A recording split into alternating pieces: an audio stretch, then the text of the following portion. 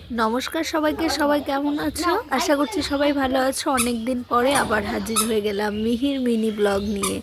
আজকের ব্লগটা তেমন বড় না, ছোট করেই বানিয়েছি।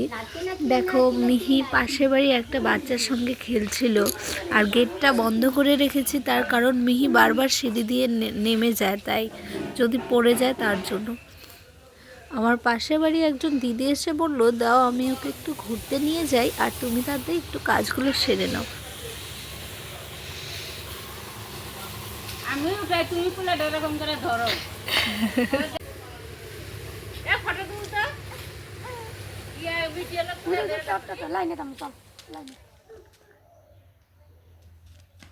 এখন বাজে বিকেল 4:30। আমি মিহিকে নিয়ে বেরিয়েছি, আর ওইদিকে আমার শাশুড়ি মা পিঠেপুলি বানাচ্ছে। আজ পিঠেপুলি উৎসব।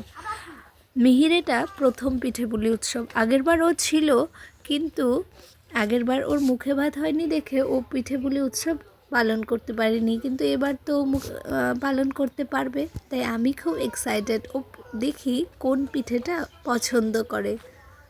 মিহি ওর দিদির সঙ্গে কত সুন্দর খেলছে। আসলে এরকম খেলতে থাকলে বাড়ি যেতেই চায় না।